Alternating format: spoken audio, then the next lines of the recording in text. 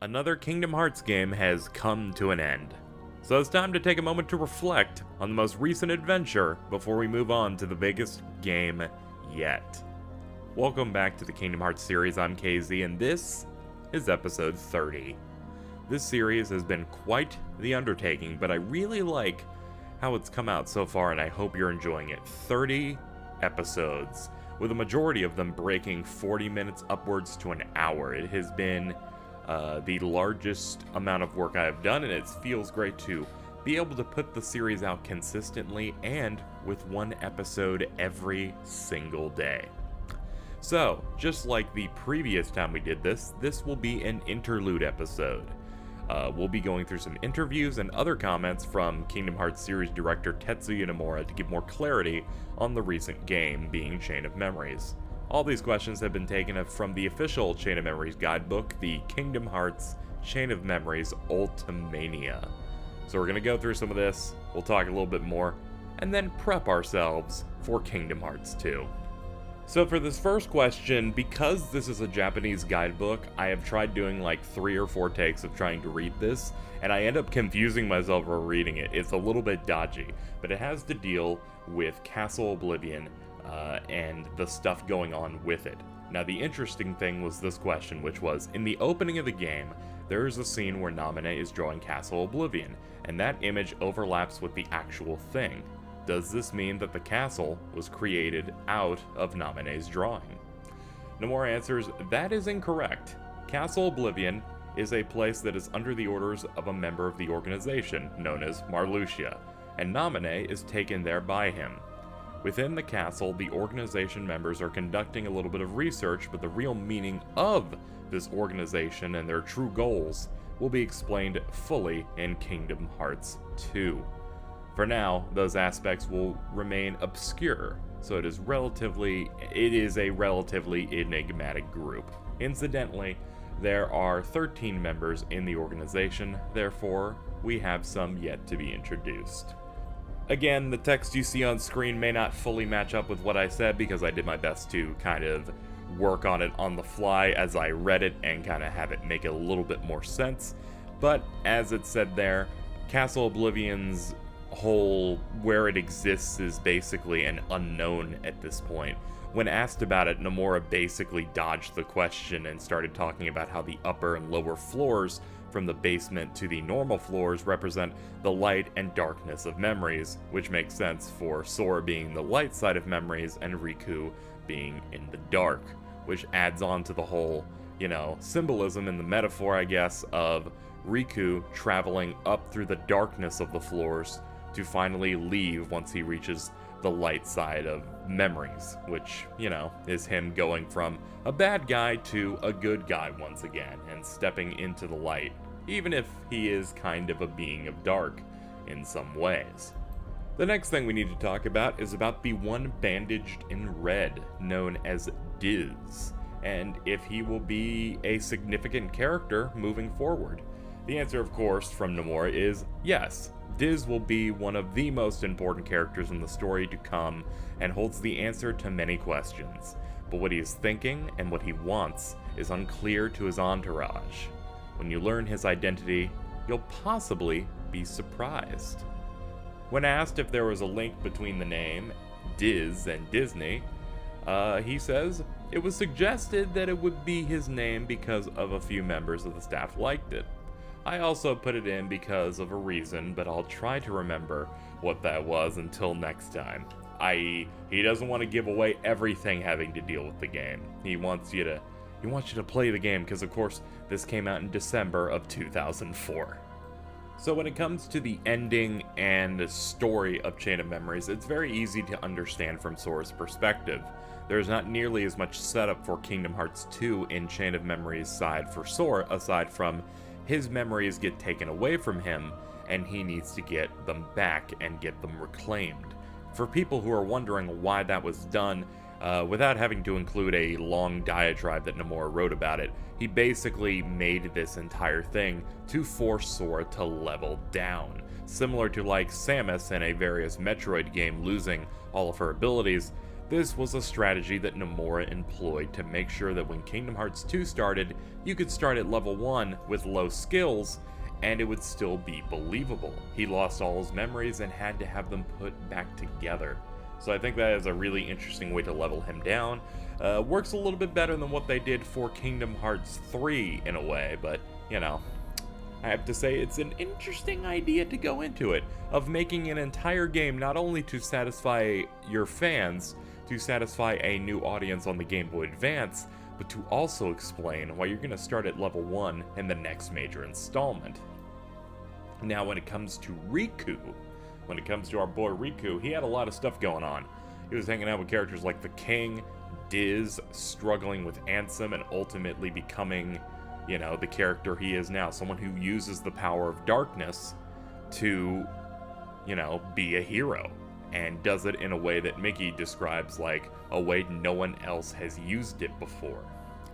So at the end of Reverse Rebirth, Diz gives Riku a choice to walk one of two paths, light or darkness. Riku ends up choosing neither and takes the road in between. Diz describes this as the road to Twilight, whereas Riku calls it the road to dawn. Now, they end up asking Nomura about the road to Twilight and if it has a relation to Twilight Town. Now this one's a little bit hard for me to comprehend as I've read it a couple times, so just for the beginning here, where Nomura answers, yes it does. It does have a relation to Twilight Town. This will be talked about in Kingdom Hearts 2, but, ellipses, Twilight. That is the time when it is neither day nor night. That always threw me off because it feels like he goes in a completely different direction within the same sentence. But basically, Twilight Town is going to be a major location in Kingdom Hearts 2, and it is also very important because it is called Twilight, the time between day or night, light and dark. The theme of being in between light and dark is central to Kingdom Hearts 2. In the previous installment, it talked more about being of either light or dark, but this time, we've added being in the middle. That is why there now is a Twilight Town and a Riku who follows neither light nor dark, but both. That means he's someone who fights with darkness on the side of the light. Twilight Town is the first world to appear in Kingdom Hearts 2 as well. It is very different opening than the Destiny Islands, abundant with light you begin the previous installment on. And people who played Kingdom Hearts might say, what's this? And get confused. However, I plan to give that confusion further depth as the story goes on. So, that was a bit weird to read, but I very much like the statement, however, I plan to give that confusion further depth as the story goes on. You can use that statement in like every game, and I love that. Love that. And with that, I think we are going to move on from Chain of Memories and start talking about the next game in the series. The next game we will be covering on this channel, and easily the biggest game yet, Kingdom Hearts 2. Now this game is very important to me. It came out at a very perfect time. I feel like I was the perfect audience for it because, I will be honest, I loved the original Kingdom Hearts and enjoyed it, but I can't say that I enjoyed it more than like many other video games. You know, you end up becoming a fan and enjoying a game, but since I didn't also play Chain of Memories, my connection to the series wasn't nearly as strong where I'm like, this is the top. Kingdom Hearts 2 pushed that through, and the game didn't even have to start. I had this realization that I needed to play this game, that I became perfectly smitten and in love with the game just from its advertisement.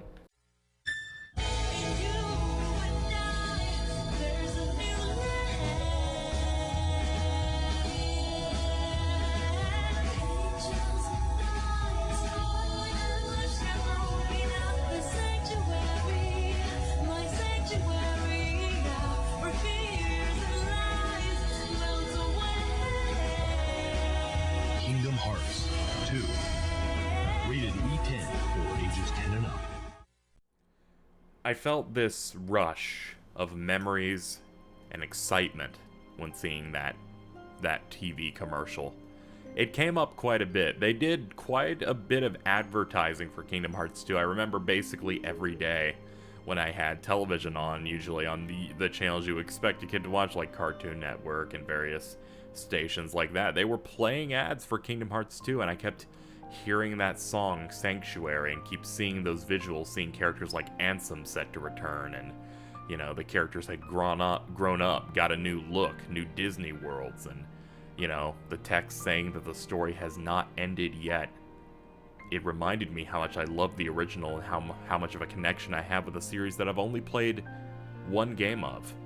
I needed this game, and then I played it very close to release, probably maybe a week and a half after the commercial first started airing and rotating on television, and then I found myself in love with the game, loving every second of it, playing it 2 or 3 times in a row, just enjoying the combat, so the variety of worlds, and it was the perfect sequel for me. The perfect sequel, and in a lot of ways, the perfect game for the time, shedding a lot of the focus on Disney stuff in the main plot and giving more of a focus on Square stuff, which many people question whether or not that's a good idea. I think that that was a great idea for someone like me.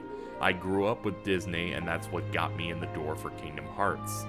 And when Kingdom Hearts 2 came in, Disney wasn't the selling point that got me in the mood for it. What brought me in the door for Kingdom Hearts 2 was Kingdom Hearts 2, and I think that's really important, and that's the driving thing that pushes me even later on in the series, where at that point, it's not so much that the series is that Disney doesn't matter, but Disney is this bonus. I always look forward to the new Disney World announcement. But starting from Kingdom Hearts 2, the plot, the characters, the development, that's what's been pushing me towards. Story is king for me in this series, and it just so happens that their combat has also been stellar as well. I think with that I'll end this video here. Sorry that this interlude video is not nearly as long as the last one, since it was very well received, but I couldn't really find as much information going into this game. Chain of Memories, to be quite honest, was a game that didn't have nearly as much press, and as a result, there was a lot less information to glean out of it, of reception and other stuff like that. Because in the end, as soon as Kingdom Hearts 1 ended, everyone just wanted 2. And to be honest, I want to play it right now. So, I will see you guys next time for episode 31, which starts off Kingdom Hearts 2 Final Mix. Until then.